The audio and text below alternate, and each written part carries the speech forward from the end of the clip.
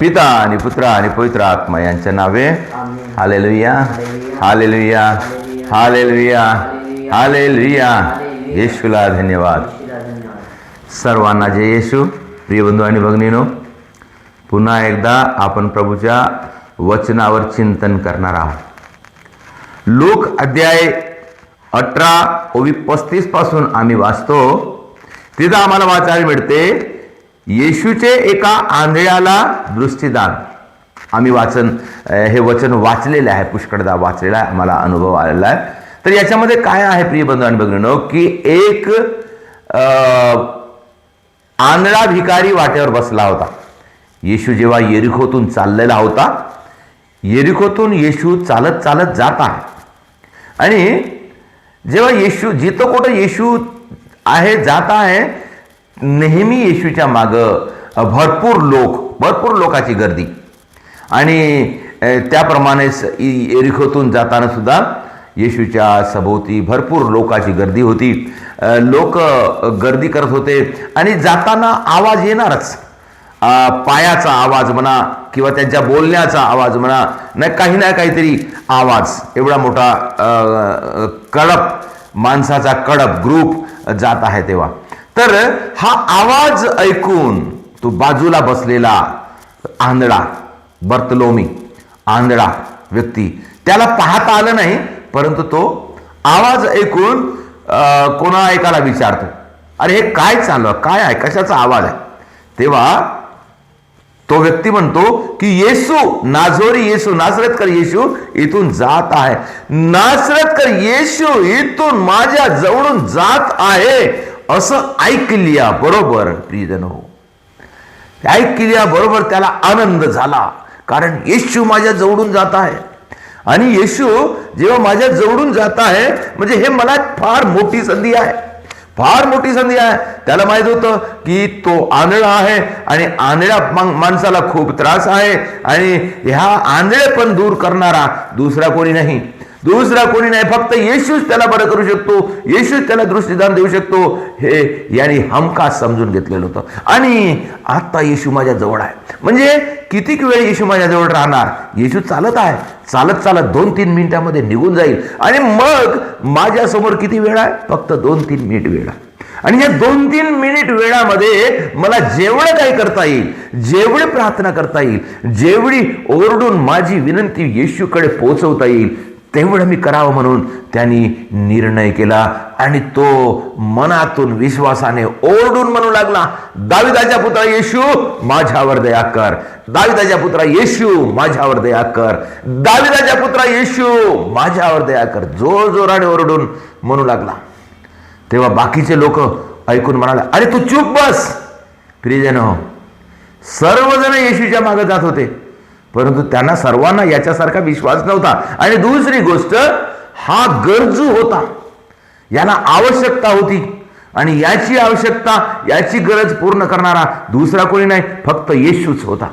आणि म्हणून त्यांनी ते ओळखलं होतं. आणि म्हणून त्यांनी जोरजोराने ओरडून ते प्रार्थना करू लागला, म्हणू लागला, दाविदाच्या पुत्रा येशू माझ्यावर दया कर. आणि जेव्हा येशूनं त्याला ऐकलं, येशू त्याला म्हणाला, त्याला घेऊन या, माझ्याकडे घेऊन या. तो आनंदाने येशूकडे आला. येशू त्याला विचारतो, तुला काय पाहिजे. तो म्हणाला, प्रभूजी मला पुन्हा दृष्टी यावी. तेव्हा येशू म्हणाला, तुला दृष्टी येवो म्हटल्याबरोबर तो एकदम बरा झाला आणि तो पाहू लागला. एकदम बरा झाला आणि तो पाहू लागला. आणि त्याला आनंद झाला, हर्ष आनंद झाला. आणि येशू काय म्हणतो, एक महत्वाची गोष्ट प्रिय बंधू आणि भगिनींनो, आम्हा सर्वांना समजून घेण्याची गोष्ट, आम्हा सर्वांना उपयोगी गोष्ट. येशू काय म्हणतो, येशू म्हणतो, तुझ्या विश्वासाने तुला बरं केलेलं आहे. खरं म्हणलं तर कोण बरं केलेलं आहे, येशूने बरं केलं. परंतु येशूने बरं केलं असं तरी येशू काय म्हणत आहे, तुझ्या विश्वासाने तुला बरं केलेलं आहे. म्हणजे म्हणण्याचा अर्थ असा आहे प्रिय बंधू आणि भगिनींनो, येशूमध्ये सामर्थ्य आहे, येशू बरं करण्यासाठी समर्थवान आहे, येशू शक्तिशाली आहे.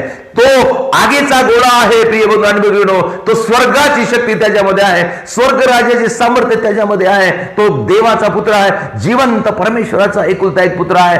तो त्याच्यामध्ये जीवन आहे, त्याच्यामध्ये सामर्थ्य आहे, त्याच्यामध्ये शक्ती आहे. त्याची शक्ती जेव्हा आम्हाला स्पर्श करते आमच्या शरीराला बदलून टाकते, एवढं सामर्थ्य त्याच्यामध्ये आहे.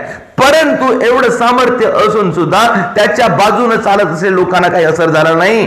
फक्त आंधळ्या बर्तलोमीला ज्याने विश्वास ठेवला आणि विश्वासाने प्रार्थना केली त्याला असर झाला.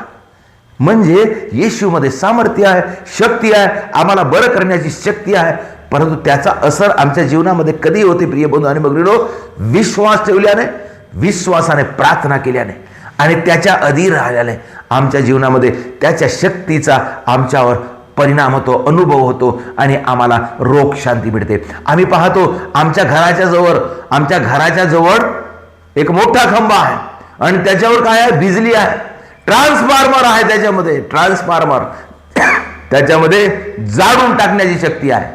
परंतु जोपर्यंत त्या खंब्यापासून माझ्या घरापर्यंत सर्व्हिस वायर जर जोपर्यंत टाकत नाही तोपर्यंत त्या खंब्यामध्ये, त्या ट्रान्सफॉर्मरमध्ये किती शक्ती आहे, किती बिजली आहे, त्याचा आम्हाला काही फायदा होत नाही. कधी फायदा होते? ट्रान्सफॉर्मर आमच्या घराच्या बाजूला आहे आणि आम्हाला त्या ट्रान्सफॉर्मर पासून, त्या खंब्यापासून घरापर्यंत काय करावं लागते? कनेक्शन जोडावं लागते, सर्व्हिस वायर टाकावं लागते. तेव्हाच आमच्या घरामध्ये झकास लाईट येतो. प्रियजनो, आमच्या जीवनामध्ये सुद्धा तसंच आमच्या बाजूला, आमच्या समोर, आमच्या सोबत येशू आहे. येशूचे सामर्थ्य आहे.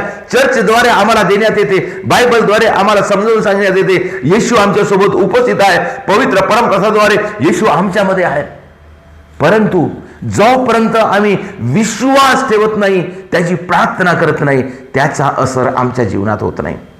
आमचा विश्वास आणि प्रार्थना हे येशूची शक्ती, सामर्थ्य आमच्या जीवनामध्ये आणण्यासाठी माध्यम आहे. प्रियजनो, आपण विश्वास ठेवूया, विश्वासानं प्रार्थना करूया. येशूचे सामर्थ्य आमच्या जीवनामध्ये येण्यासाठी, आम्हाला रोग शांती मिळण्यासाठी, आमच्या जीवनातली शांती जे नष्ट झालेली आहे ते वापस आणण्यासाठी, आमच्या घरामध्ये शांती येण्यासाठी, आमच्या मुलाबाळांना आशीर्वाद मिळण्यासाठी, आमच्या घरामध्ये उन्नती होण्यासाठी, आम्हाला पैसा अडक्याची गरज आहे त्याच्यामध्ये अडथळा न येण्यासाठी, सर्व प्रकारच्या बंधनापासून मुक्त होण्यासाठी आपण येशूवर विश्वास ठेवूया. येशूवर विश्वास ठेवूया, बायबल वाचूया, प्रार्थना करूया आणि प्रार्थनाद्वारे येशूची शक्ती, सामर्थ्य आमच्यामध्ये आपण अवगत करूया आणि प्रार्थना करूया.